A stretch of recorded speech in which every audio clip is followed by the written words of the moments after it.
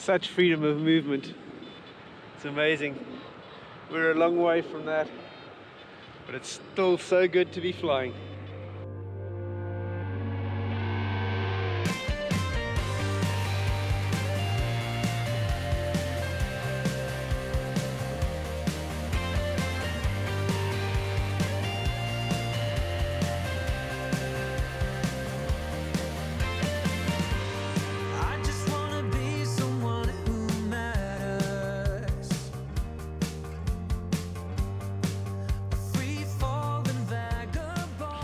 So here we are. This is Coombe Gibbet. It's early in the day, and this is the first good day of the season. It's kind of near the end of March, and man, I've waited a long time for a day like this. The UK winter really drags on with no thermals in sight, but then you suddenly get a day like this where you've got crispy air and nice thermals forecast. So I've put in a little route into my side ride for 100 k's to get to Devil's Dyke. It's about 100 k's that way. We'll see what we can do. And I'm on the Advance EPSILON 9. So you know what happens when we do an EPSILON 9 review. We go cross country. I'm going to try and fly the whole time a little bit delayed. So I'm not going to be right on it all the time, just to try and simulate a low airtime pilot on this wing, because my inputs in the active flying are very fast, and what that means is you don't get much destabilization of the wing. But I'm going to try and kind of fly a little bit like a numpty, so you might see delayed responses. I just want to see what the wing's going to do and how safe it keeps me. I can already feel that we've got really, really agile handling. I'm not having to use much brake at all, and I can hold on to these little bumps and cause just with a slight input on the brake. Also feels quite responsive to weight shift. So very nice. It makes it nicer for more experienced pilots, and a little bit more, you know, lively for somebody that's early on. We've got a little ridge here, got some beautiful fields feeding thermals up onto the hill, and you want to try and get a climb here and climb up high enough before leaving, and we're going to go down track that way. That's where I'm heading for Devil's Dyke. Still a little bit early in the day to be doing anything except just flying around, so let's just fly around and have fun. What a beauty. First good climb up, I'm doing 1 meter a second. Epsilon's handling beautifully. It's a really nice thermaling glider. It's got that sort of tight rotating turn, which you don't need a lot of brake for. Once you hit that sweet spot, it just winds up. Reminds me a lot of the Epsilon 8, very similar.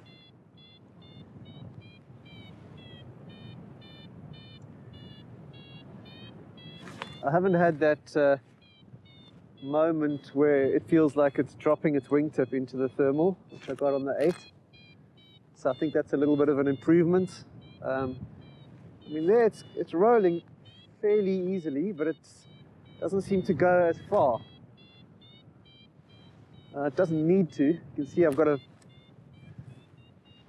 my inside brake is just on the carabiner there, the top of it. And if I'm up on the outside brake, get this very, very fast turn, and I'm controlling it with my weight shift.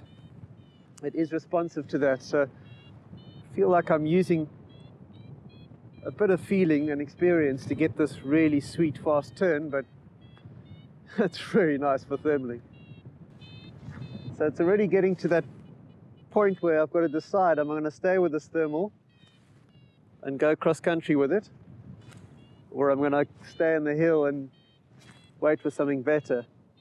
I think I'm sort of topping out now. I'm not at cloud base,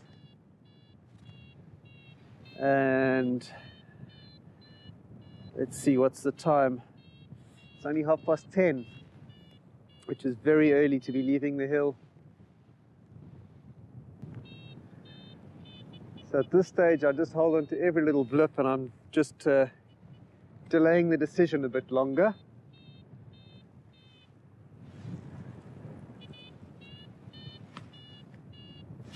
I think I want something that's going to top up a bit higher than this. So there's the guys going back for the hill. One pilot with me still. Some other guys are glided back to the hill. You can see it's a pretty dismal glide into wind. And I possibly could go in this, but it risks landing just over there, so let's wait for the next cycle at least. Should still be working, there's no big hurry.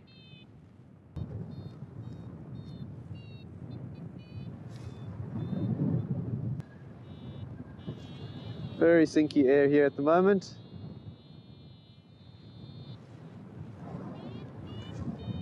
Into a little bit of lift.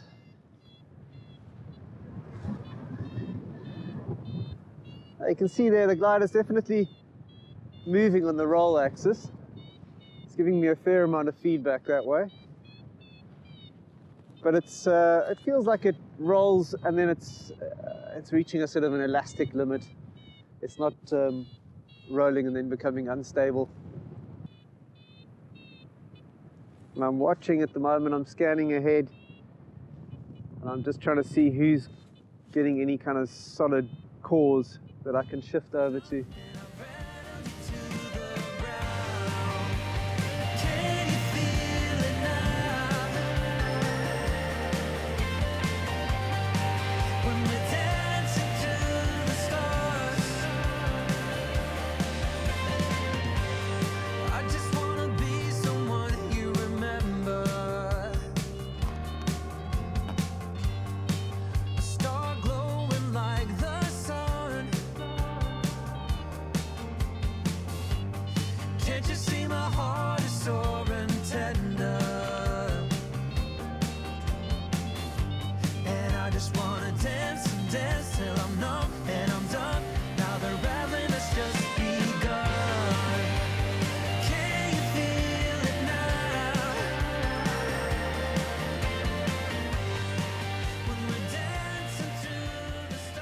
The core's tightening up now, requiring a much tighter turn now to stay in it, which is often a sign of when a thermal's going through an inversion layer. And this might be the one that we can get away on. The other pilots flew out of it. There's one pilot with me. But this is something that would interest me. I'd hold on to this. It's got punchier, tighter. So it's still 1.8. Pretty good.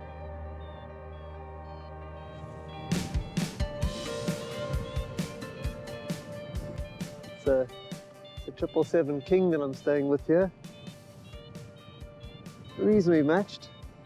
So I'm looking at my alti now. We're at 620 above the hill now. So it's another 200 meters above what I got last time. Starting to get close to, I could leave in this, but I still think it's a bit early in the day. This climb is fizzled. I still think I need a little bit more juice in the day to leave the hill. If you look here, this is the best part of the countryside for thermal generation. You've got two really nice big fields going onto the hill directly into the wind direction. When you go down track, you've got a lot of green fields and no hills. So I'm being very conservative. If it was a hotter day, I'd bomb off downwind. On this kind of day, I want to have my best start possible. I was at a height where I could have probably left the hill in a desperate kind of way and gone off down that way. But looking this way, I could see a fairly promising cloud and linked to the front of the launch. I think there's something linking that brown field and this cloud, and then on my glide out I could start seeing these guys climbing out front. So that's probably a good choice. We'll see how it goes. But I didn't want to leave the hill without getting up to base, getting really nicely established. I'll leave if I have to, but I think rather top out here, get established, and then I can make the choice.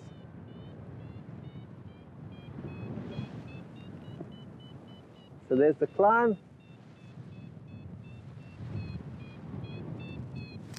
I'm matching the other pilot's turn direction. That's climbing all the way around.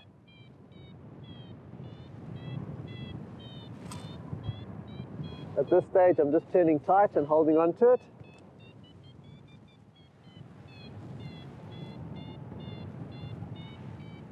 You see this hand on the outside. I don't really need to engage. I'm just resting it there. Occasionally, I'll touch the outside to hold the glider back, but it's got a nice thermaling turn. Like third brake on the inside. Bit of weight shift into the turn. Getting a nice quick rotation. Starting to look like a really nice day. It's starting to improve a little bit on the clouds. They're still pretty pancakey, so there's nothing really strong going up. It's fairly mild lift with a strong inversion. I can see the smoke is going flat out in the flat, so there's some sort of southwesterly that's come through. West. I'm going to slow right down. I'm in absolutely no hurry. I'm just going to try and pop up, stay at the cloud, and drift. Cool, so I've got up close to base. I'm not really at base. I'd like to top up a little bit more, but that's often what happens in these sort of conditions. The thermals aren't actually enough to push you right up to base. So I'm gliding along to look for the thickest part of the cloud, just to try and get a last little bit of a boost before going on glide. And I'm now looking ahead. I've got to try and pick out my route. I'd really like to get to another cumulus that's building. There's a little bit of lift there. So trying to top up, but as you can see, it's just little broken gusts. There's nothing really lifting. I want to try and glide to the next building cumulus. Maybe that side. Try that.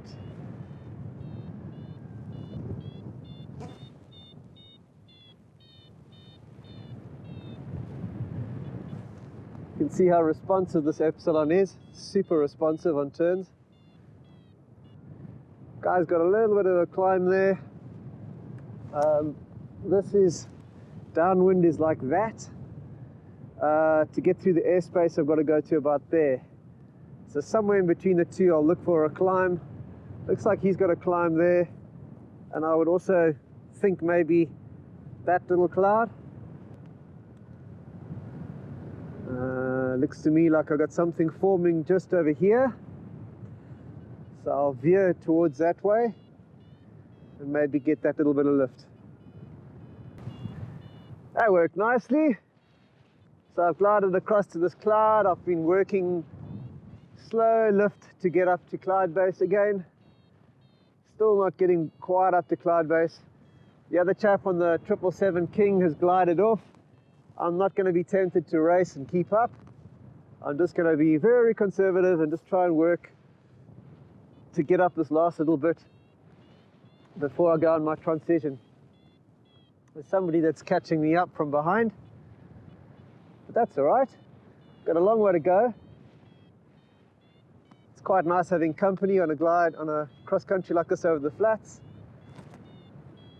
It's important to remember it's not a race, because the natural reaction is to want to like, oh, keep your place and go, go, go. But this is slow flying. I've got 1,100 meters clearance on the ground. So it's a nice bit of height. I've got a steady base wind, sunshine, and I'm on track towards goal, which is 100 Ks.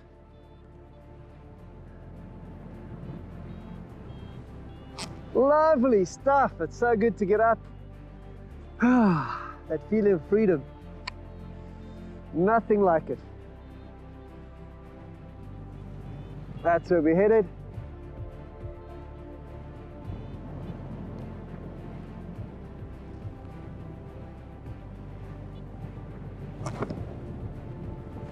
Woohoo! Up here with the sailplanes. And now I've got a little transition to make. That way, let's find another cloud. You can just keep dolphining along on this line. This is wonderful. I got a Enzo on the side of me here. I think it's an Enzo, not a Zeno. So, beating him. Not for long, he's going to come gliding past me, but that's cool. Can use him to show me where the next lift is. Down there somewhere. So nice to be flying. It's been a long time.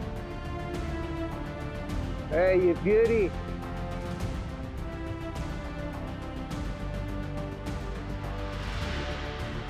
Right, I'm on a glide now I'm a little bit more concerned about this one. I'm now 500 meters above the ground. I'm going that way. The sky's gone fairly blue. Still got a kind of following wind. I'm seeing some sort of signs of a little bit of sea breeze, air pushing in that way. But still look okay. But I'm getting low and I've got a long glide now with not very active sky ahead of me. I mean, where do I go in this lot? Not so easy. I'm going to take a line slightly this way so I can jump past the forest. But I really need to climb. It looks like that's me done. Yeah. Coming into, I think this is Liss. I think I've been here before. Got a bit of wind coming in. Which will set up over here away from the trees. Let's check the wind strength out. Seems to be okay coming in. Can go to the back of my field here. Use up my height, so I've got a nice overshoot to mount. Let's check out for my walkout first. There's a railway line pointing into wind. Legs down nice and early. So that's the way to get it. Get your landing gear down. And then just popping down here. Touchdown.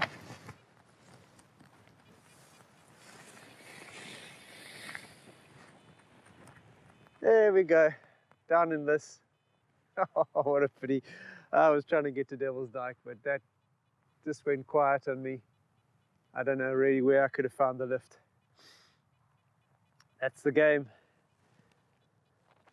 Nice flight. Oh, so nice to get out and get up. You can see somebody up over there under a cloud, so it was possible to get a bit further. Tricky. You can hear some little kestrel calling up there. That was sweet. So nice to get up to cloud base and get going. So yeah, I just got to get to the train station now, catch a train, and I can get a ride from there back home. Ha! Look at these guys.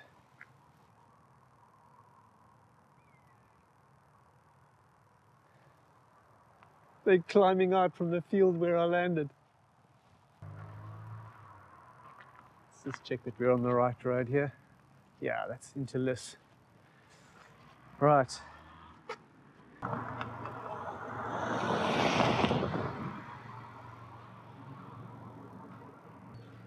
That's the way back home. Spotted it from the air, so I chose to land quite close to the station. It's about a 15-minute walk.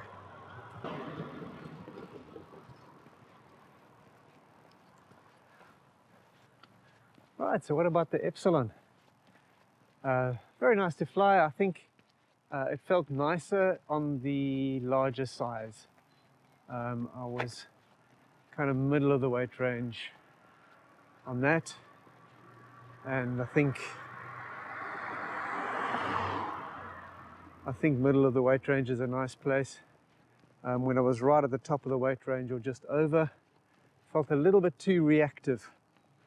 So you had to kind of work to keep it level because it was so reactive and responsive, and the turns are so quick. But in the bigger size, lovely, it's very nice. It doesn't feel too reactive. I think I was putting in tight turns at sometimes, and it's kind of like, it doesn't go too far. It's very easy to get tight turns, but equally it does have a balanced feeling about it. It doesn't kind of like wind into a turn too quickly. So that's its strong point, I think, for the thermaling. The way that you can really whip around in a very tight circle. That gives you an advantage over the other gliders, I think. Anything with a long aspect, high aspect ratio, and a kind of, long flat turn, you can just kind of whip inside and wind up in the core. So on this sort of punchy days, you've got an advantage. Obviously, when I'm going on glide, I'm wanting, if I'm on bar and I'm on glide, you can notice the difference between a B glider and a Enzo, let's say. There's definitely a difference, but within the B class, I think it's very competitive, very easy to fly. Certainly not a high demanding wing, but also I think it's a bit much for a beginner that's just come fresh out of school. Unless you're really talented, you pick up a snack before the train.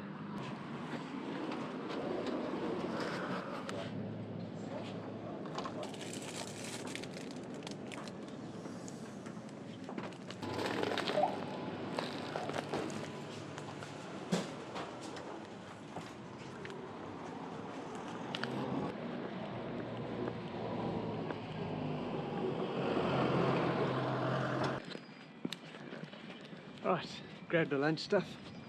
Just got to get onto the train, get the 15:29, which is in 10 minutes. There we are, waiting for the train to go by. Go get a ticket.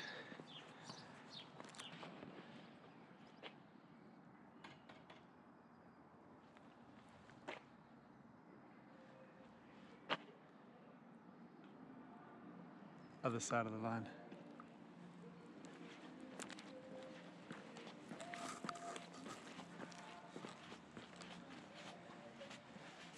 Tickets. So the one that I could get to is Guildford.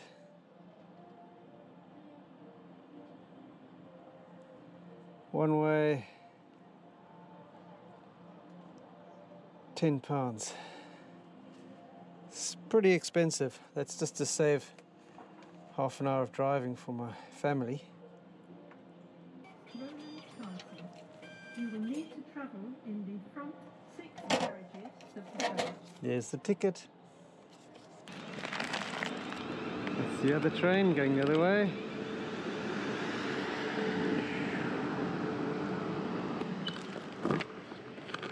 Go on that one. It's going to take me down to the coast. Platform 2 for the 1518 South Western Railway service to Havant, calling at Petersfield, Rowlands Castle and Havant. So where are we going? This train has 8 carriages.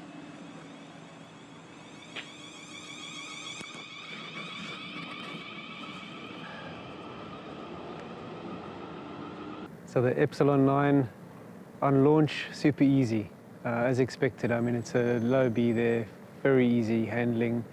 Comes up really nicely actually in strong wind. If you just let go and you lean back and you can just pull it up with all the risers basically even, then you don't get the acceleration.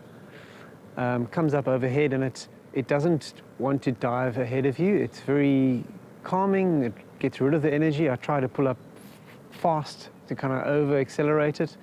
and it was just in strong wind, it was coming up and stopping beautifully. So very easy there. It's going to help you. It also floats up from the ground reasonably well. It doesn't drop back. So you've got time to pull it up.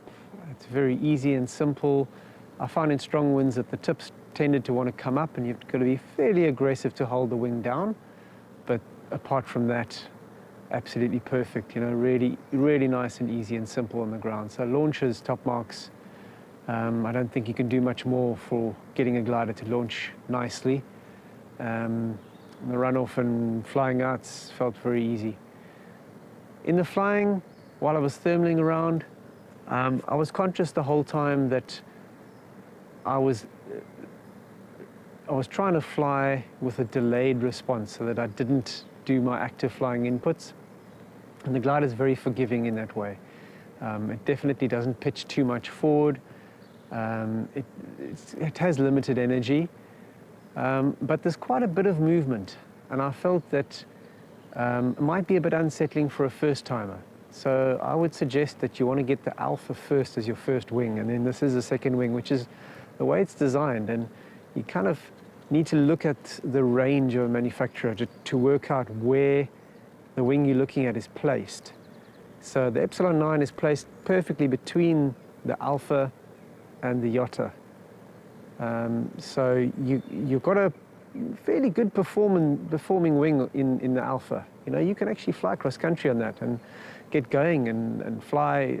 Gives you some feeling and feedback. So this is a step up from that. So it's not a basic beginner wing. It's more for pilots that have got natural finesse. If we're talking about somebody that's just coming out of school, they need to be the top 25% of students, you know, the ones that have got talent, and you think, yeah, you can bypass the first step and go on to the second. Equally for pilots that have got some experience and are used to doing active flying inputs and used to controlling the glider in turns and corners and thermaling, absolutely stress-free flying, not a problem. And quite good handling for a more experienced pilot, because very responsive turns, quite quick on reactions. So if you're doing the right input at the right time, man, you get a really responsive glider that can give you that thermaling turn, that really tight rotating turn in a thermal, which is fantastic. But just don't step onto this wing too early. It will give you a lot of quick reactions, quick responses that you might not be ready for if you're a beginner. When you match yourself the right sort of experience, probably I'm going to say about 50 hours to 100 hours, that sort of band, as a first timer on the wing. And if you've got some thermic experience, you've flown in thermals a bit and you're used to the glider moving around and you can control that, then you've got a sweet glider, really lovely. It's nice to fly, gives you that quick, easy response without a lot of brake pressure needed, and fairly forgiving as well. I just flew, I don't know how much it was, 50 Ks I suppose, today on the first day of the UK season. I only landed because of my route choice. It wasn't a glider. I should have gone across to some lift source. I chose a bad line, boom, I'm on the ground. And the glider was helping me in thermals. When I was thermaling with other pilots, I felt I had a slight advantage because I could turn so tight inside everybody. So very nice wing for progressing in cross-country flying. Not just one in a million stars. I just wanna dance, dance.